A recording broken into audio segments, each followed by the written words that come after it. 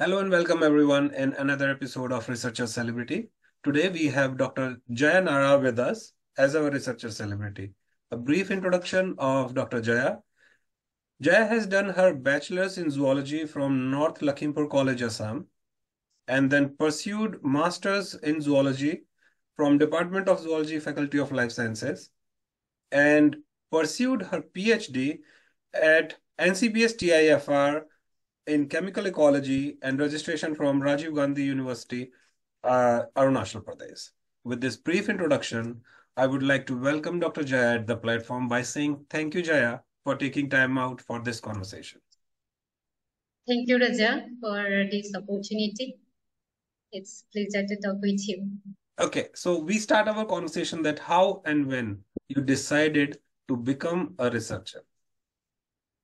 Okay, so the place from where I come from, definitely research didn't come when I was young, but definitely I was a very, naturally, I was a very curious kid. Like during early childhood only, I used to, the place where I live, like we live in the nature, and I was so fascinated with the things around me, like why these bats coming to the bananas at night, right? Or why there are two types of ants. When they sting, I feel the sensation differently. Those kinds of questions I used to think as a child. But I didn't know that those could be some research questions or kind of research scientific inquiries until I joined this program, which was funded by DBT, Department of Biotechnology, India. So it was a program called Chemical Ecology, which was connecting researchers from Bangalore and some institutions in Northeast India. So that's how I was introduced to NCBS Bangalore.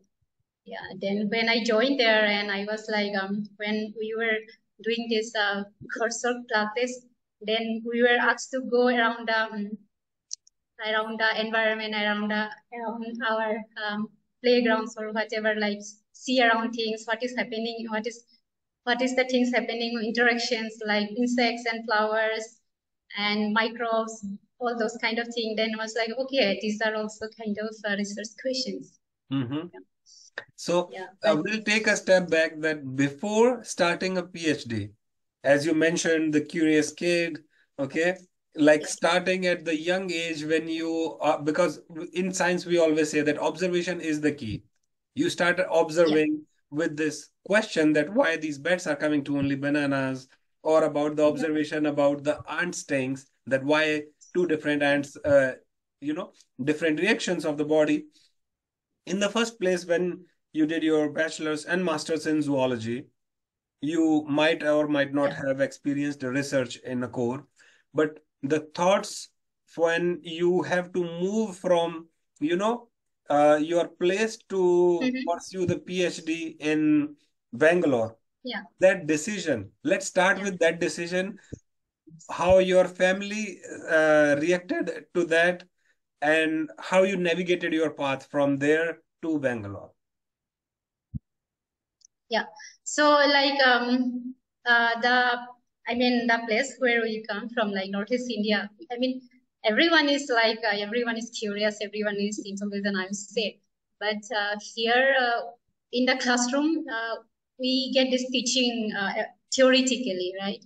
I mean, when I was in college, they were teaching us like, for example, Mendel's law or all those kind of thing. Like, and same way, like when I was doing masters, then I used to learn like how to extract DNA, for example, how gel electrophoresis work, how Sanger sequencing work, those kind of theoretical knowledge.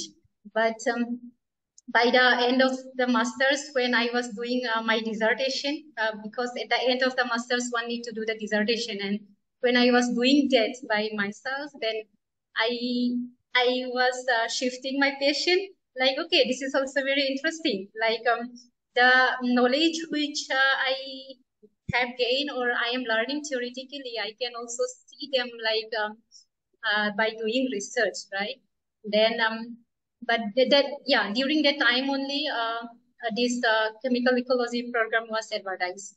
So, and I was lucky. I had many fellow competitors. I would say maybe I was lucky that day, and I got selected to this program. Then when I came to NCBS and I saw these facilities, like the facilities which we read in books or yeah, we see in internet. So I have seen that with my eyes, and I was like, okay, this is how it works.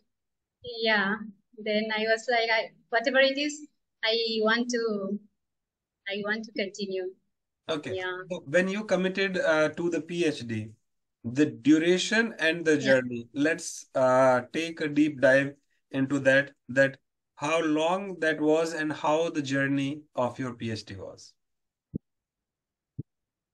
So at the end, I feel good that I did it, but in between it was a bit like what to say, depressing as well, because so in the third year of my PhD, the pandemic came. So since I work in which my expertise is in chemical ecology, so that means I have both lab work as well as field work. So when pandemic was going through in the cloud, so I was not allowed to go to the field, right? So first wave came and second wave came. That way 1.5 years gone, and I was doing nothing. And if I think about those challenges and those distractions, it was very tough. But by when the things were happening, but what I was doing is I was reading. I mean, that was the only thing we could do. I mean, I was reading a lot, and then when somehow the pandemic was getting over slowly, then I was like, okay, I have to finish this, like the work which I used to do during that time. So I made this schedule, like, okay, so I mean, I can I can work even at night. That is what the NCBS provides, right? I mean, it's a very cool campus. Like you can work overnight also, like that. Yeah, it was very interesting. And so the DNA sequencing, I mentioned, which I was just reading in the textbook, I did that myself. I extracted DNA myself. I learned gel electrophoresis myself, and yeah, I learned so many things. And maybe if I was staying back in Northeast, I don't know, but maybe what we could do is I could have fulfilled anyhow, because I have already joined the PhD, but most probably I might have done the outsourcing, right? So I send out a sample and they give back the data, and I do this computational analysis like that. But I am so happy that I did those wet lab work myself. So this is very important It for was a all great the PhD. opportunity that I was, Yeah, yeah. exactly. This is very, interesting for all the PhD students that the skill sets you earn during your PhD is responsible what and where you go after that. What you do with your PhD and where you go with that. As Jay mentioned correctly, like the people who are listening to this conversation, and when Jay says that isolating the DNA by yourself, doing the DNA sequencing by yourself, operating that machine, the people who does this over and over again for decades of their year, this might be a very normal or basic thing for them. But the people who have never done this, for them, this is a big thing. This is a sense of achievement when they isolate their first samples of DNA from any kind of samples, either plants or animal cells or whatnot. When they perform the sequencing by different methods or different instruments they are playing, either it is Sanger sequencing, nanopore, or whatnot. But when you are doing this for the first time, the sense of achievement it comes.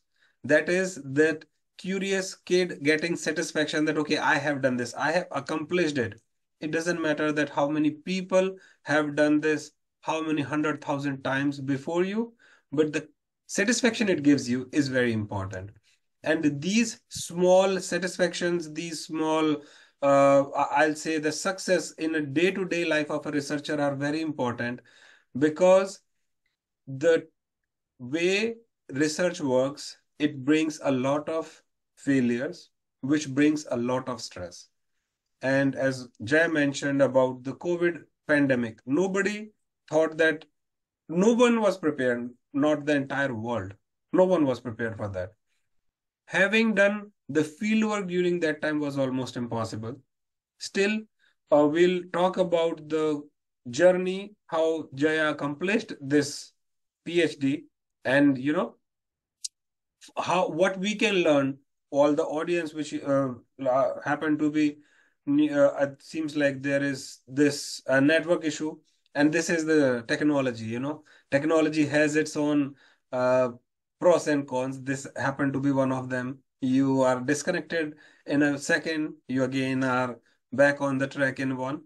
But for all the students, that having an organization, as Jay mentioned, that if you have laid down everything on paper, that if you have to manage your time, what experiments you are going to in the day, how you can write them in the night, how you manage your time is very important. So now, Jaya, my question for you will be like, that pandemic has, hampered every researcher in the world, have impacted you also because you had to True. do the field work. Now, when Yeah.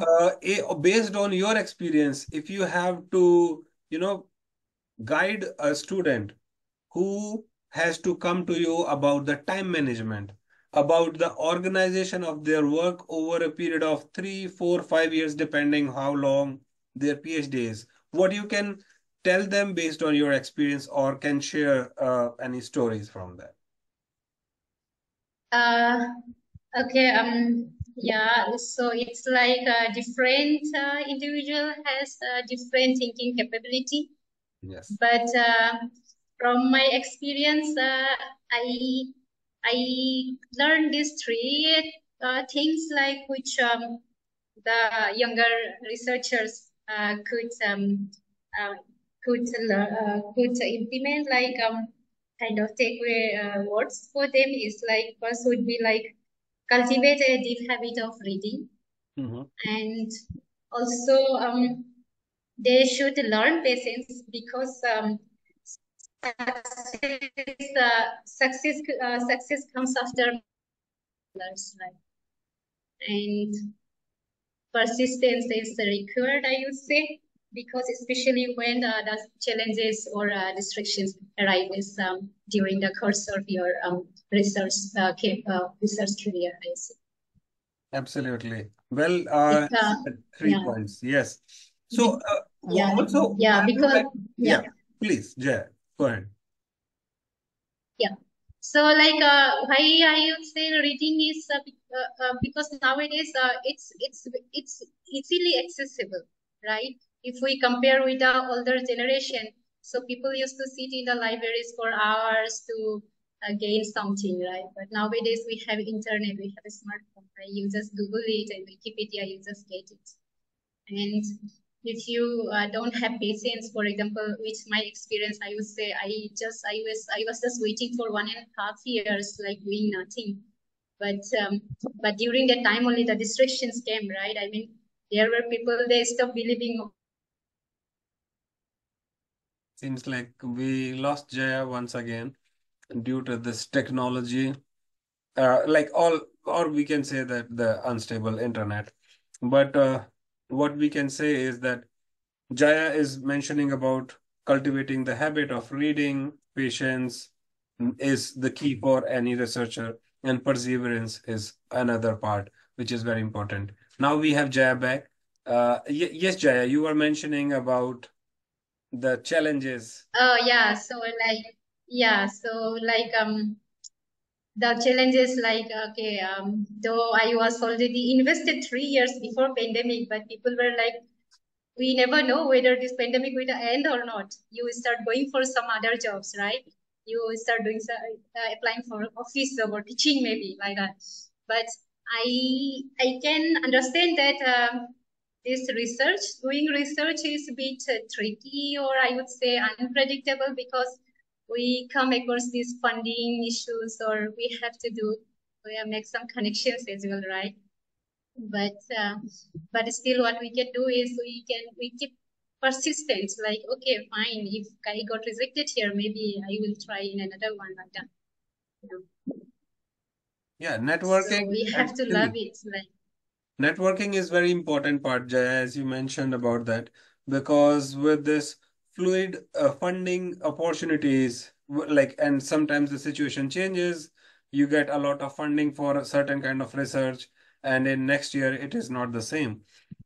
So, based on your experience about the, because NCPS is one of the elite, place to do the PhD, true. and funding is not that much of a limiting factor. Whereas if you'll go to some of the state universities or research institutes which are not that well funded or does not have the infrastructure, that's where the role of networking come for them.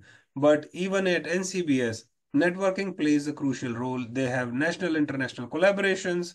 So, what you have experienced and what you can guide the current PhD students that how they should build their network while they are doing PhD. Um, are you asking me question? Yes. Okay, okay. So, yeah, so uh, like I know like NCPS has this priority like in case of getting collaborations or funding. That is true. But at the same time, I mean, not many people, right? I mean, if we have to count the entire nation, like there are so many scientists all in the country, but in NCBS, if we count, maybe it's some just 1 or 2% among all the other scientists, right? Mm-hmm. How many students they can afford? So I mean, that is also based on the, I mean, so many students will approach them, right? And I hope it is difficult for them as well to whom to choose or things Mm-hmm. and uh, and nowadays I what I have seen is like government has giving some small fundings as well. Like I used to see it, right? Because right now I am in a condition where I am looking for opportunities. So like till PhD it is fine. Like you join in a lab or in a institution, then government is already funding you, like the basic fellowship, I would say. And if it is not an elite university, maybe like the buying reagents and using the facilities would be a bit challenging. But still, I mean, till PhD it is okay wherever institutions you have affiliated. But research is not committed only to PhD, right? So Mm-hmm. after PhD, yeah, after PhD also, if you want to explore research, then like collaboration is very, very important. Like, for example, if I have an idea like, oh, okay, this seems very interesting, I would love to do this like that. But people have to believe for my idea. Mm-hmm. So in that case, I mean, one has to be very smart. I will say, like uh, people should have this idea of interacting more. Like we should try to approach people. Like if one reject, maybe another one will accept our idea, right? I mean, that's how maybe we can. Uh, and government is giving lots of funding. I mean, not within the country, like in abroad also, I would say. So if we have an idea, we write proposal to the government, and if government is liking it, they give us funding. Right? And not if we are not affiliated to an institution, also it's great if we can affiliate it to any institution. But Mm-hmm. if we can affiliate it also, I mean, I have seen there are some people who are doing research like independently also. Mm-hmm. So I mean, I would say like the students should the students should love what they are doing. That is the first thing. Otherwise, I mean, many people I have seen many people they do PhD and after PhD they are like, okay, uh, it is challenging to get connection or get funding, then I'll just grab some government job or something like that, some Mm-hmm. office job like that. But if that researchers really want to pursue that because they love to do research, then they will definitely do that. I mean, if not today, maybe tomorrow. Yeah. That is how I feel. No, this is very important point, Jaya, which you brought out, the opportunities post PhD.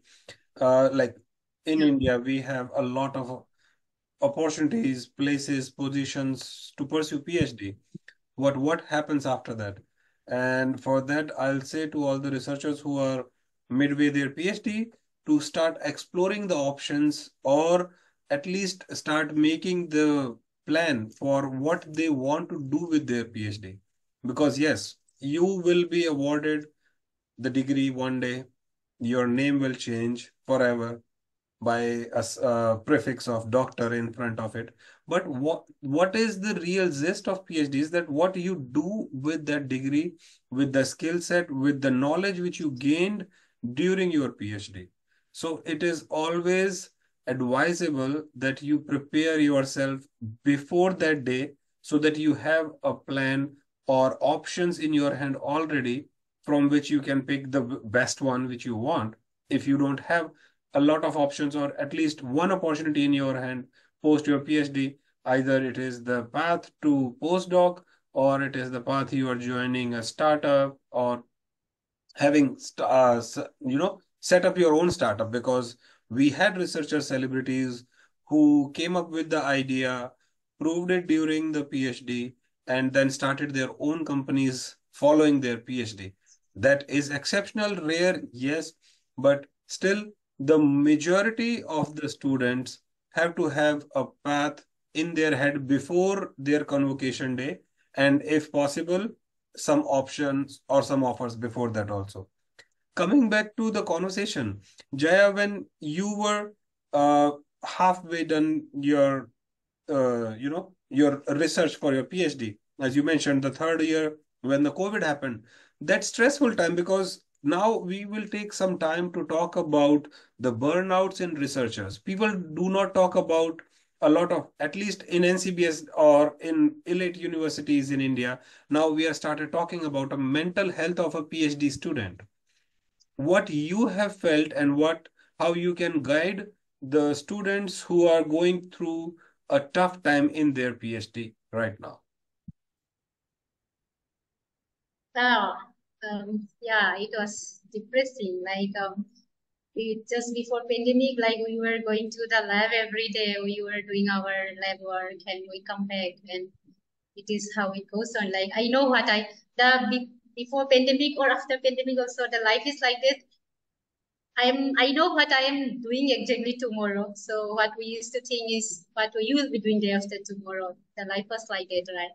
But suddenly, pandemic came, and we can't do anything. Like we are not allowed to go to the lab. Not only to the lab, we are not allowed to move out from our home.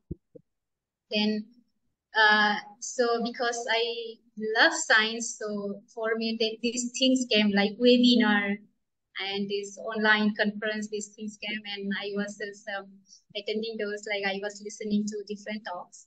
So I mean, in the beginning, I was also like, okay, like just like other people, like we were wasting 1 or 2 days, and you can't waste more time, right? You have to be fruitful, right?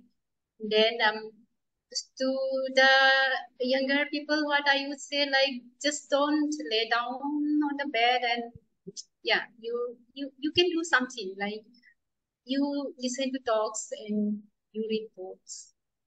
And it is not only like books in the sense, not science or something, that you can read anything. You can read novels, or if you are not interested in reading, you can watch documentaries and all that. I think so many things are there. So, but what I also learned was like, about friendship, like because we are human, like we are emotionally connected, and we don't want to live alone. And if you were thrown into a room alone, and it's so difficult. But yeah, at that time I really realized that the importance of family, the importance of relationship, like that. So like, you never know what will happen again, right? So it's always good to have a nice bonding with your friends. It's if being a researcher, because if I am doing a research in some lab, then of course I have lab mates, right? So if I have 10 lab mates, it is not necessary that I am really good terms with the 10. lab mates, but at least I should have a good term, at least with one or two, right? It is very necessary. Like you can talk to them about your mental stress, and not only that, you can talk to about the research work as well. Like, okay, we can do this, we can do this. Once it is gone, we can do this like that. And mm, then Yeah, did yeah. you No, ask this something is, else yes, this is very apart from important. mental health? This is very important Yeah, that when we talk about the yeah, support systems, whenever, when everything is going good, obviously you don't need a lot of, support and thing, because you are sharing the joy with everyone who's around you and everyone is happy. But when you are going through a tough time, the stressful time, that's when Jay mentioned about the support system. It can be your family, it can be your friends, it can be your peers in your lab, it can be your advisor also. Depends how and how comfortable you are talking to, or any and all of them.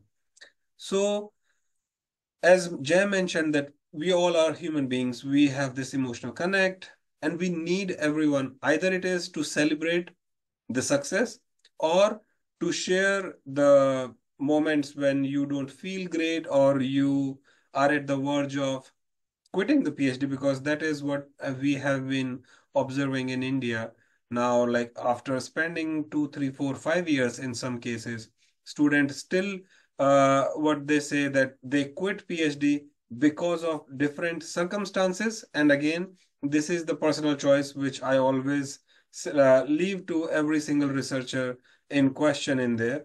But the point here is like, if you feel that you are under stress, yes, research brings stress, but the only thing is that it should not be chronic.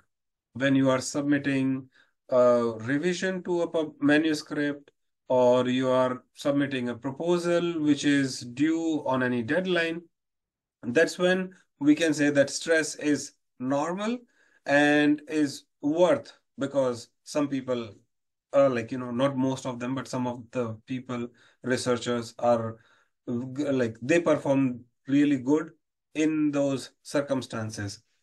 But when it comes to daily mental health, it should not be the case. It if it is impacting you 365 days in a year, that means probably research is not for you, and there is nothing wrong in saying no to it or moving out of the research, because research is not only PhD.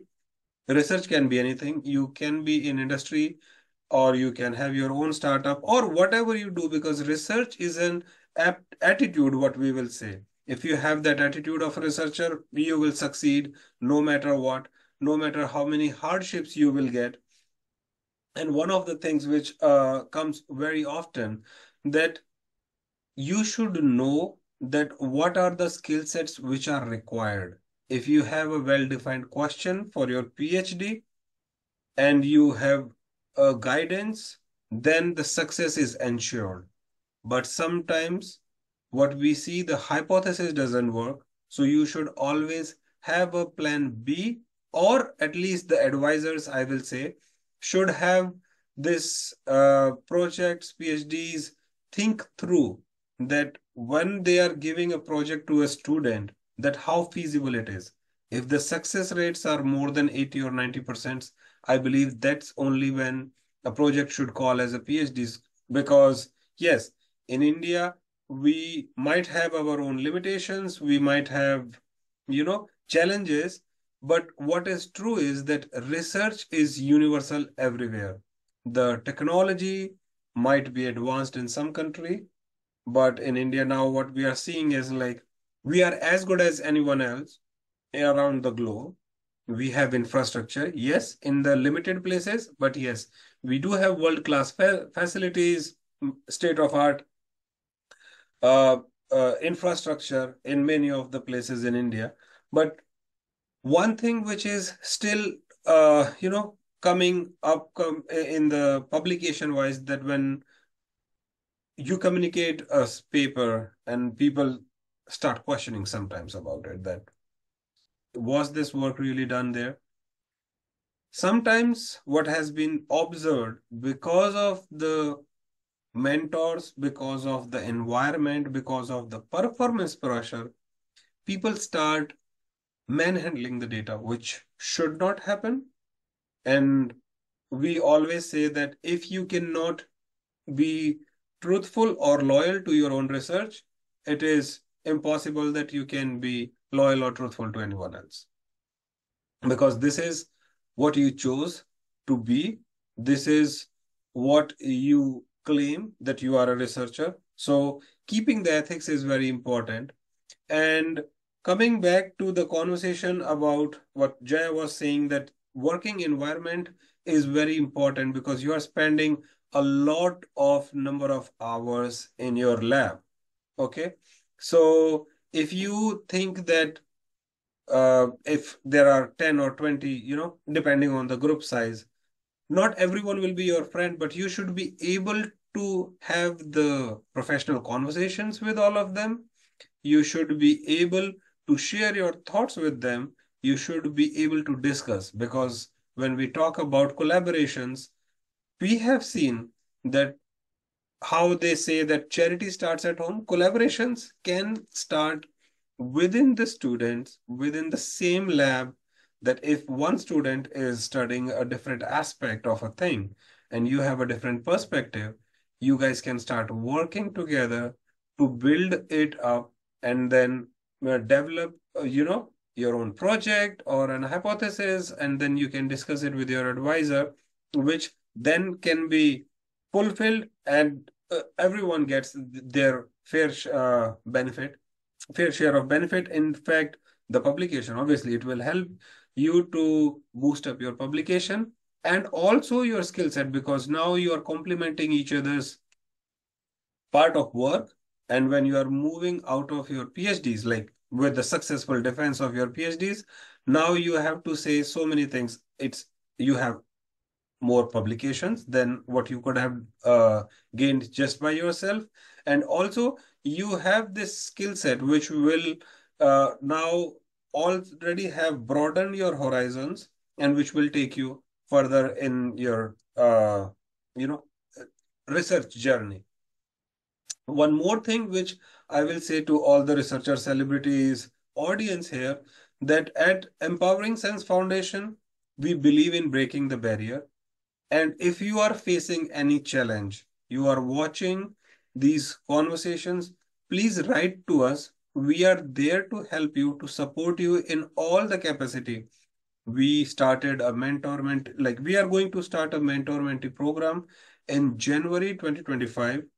In till that time, if you think you happen to you are seeking for a mentor, and who we already have at our researcher celebrity conversations, you can go through the videos, name them, write to us, and with this information that what kind of mentorship you are looking for. Either it is for internship or it is for scientific discussions, because we are trying to bridge this gap between a seeker and a provider. An information seeker, if somebody is looking for the guidance, and the experts of that field. We will ensure that you get what all you need, but the only thing what we want from you is that you should be happy, you should be passionate about your research, and if research makes you happy, we are there to support you for sure.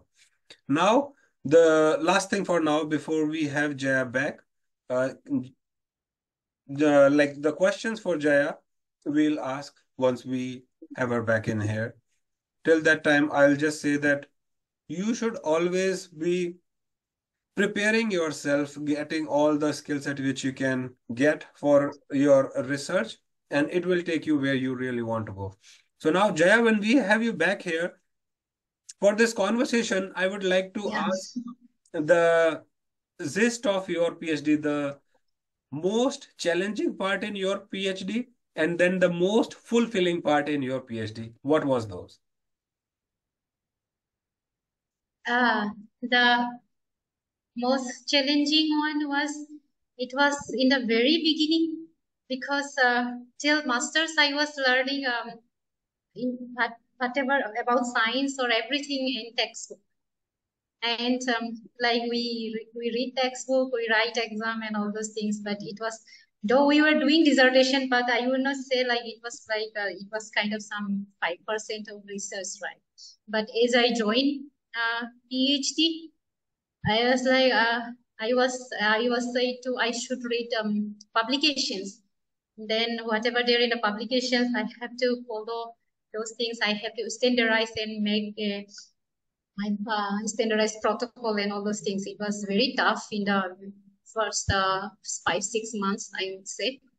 And at the same time, I I was not able to figure out like what to do. Like I was also not aware that if we can't get something by ourselves, we should approach someone and we should learn something like that. Because until I went to NCBS, so that first few 6 7 months, it was very challenging. Once again, we lost the internet connection with Jaya, and we hope that she'll be back soon again. In Yeah. So in the meantime, when she set up, I'll say that this is a real thing when people talk about cultural shocks. This is also one kind of Yeah. shock which Jaya was just mentioning, that from all the theoretical background, now you are performing those experiments which you have only read of. This can be one of the shocks. Yes, Jaya, now we have back. Please continue. Yeah, yeah. So then after that, I somehow grasp. Okay, one can do like this. I met people. I met the lab mates, and I get this great PI. Like, my PI was like, okay. If it is about buying some reagents and something like that, and we don't need to think about money. We will get it somehow. But the thing is, I should do the work. Like, I should get it. Then that's how it became more interesting. Then okay, and for in the middle again for pandemic, it was again not so nice. But at the end, I am so happy because because of this project, and my PhD was part of this chemical ecology project, and because of that, I was introduced to so many collaborators. Right, my PI has these collaborators from different countries. Like, there were collaborators from Germany and Austria, like that. So I met people from different backgrounds. Like, there were some people who were expertise in taxonomy. There were some people who were expertise in the chemical interaction happening around environments, like that. Then everyone has different ideas and different opinions, like. And at the end, whatever I was asked, whatever question I was asking for my PhD or for my project, at the end, I was able to do it myself. And definitely, there were some obstacles in between. Like, I was still learning the skills, right? So, Mhm. but at the end, I met the great people, and I would say I was very lucky. That is what my other labels also says, like from my university where I have affiliated. That is what they say. Like, I would say I was lucky because they were equally intelligent. I would say they were, maybe they could have done equally the way I had did, but I got more exposure. I Mhm. mean, I am very very much thankful for that. Yeah. Thank you very much, Jaya. And at the end, yeah, at the end we had got these publications also, and like the publications which were like peer reviewed or something like that. So for universities in the country, like in most of the state universities, getting a paper published in a reputed journal and things, it's like a bit challenging, right? And yeah, because of this exposure to NCBS and my these collaborators, and I learned how to do with the work by myself, go to field myself, and do the data interpretation myself, and learn to write manuscript and things. And maybe how to learn how to write this uh, grant for funding and things. So yeah, at the Absolutely. end everything went well. Yeah. Nice. Yes, that is absolutely, like publication is the very fruitful, very calming experience to every researcher. With this, we'll say Yeah. thank you very much, Jaya, for sharing the journey with us. And I'll say to all the audience that stay tuned for another episode of Researcher Celebrity. We'll be back. Thank you, Jaya. Thank you.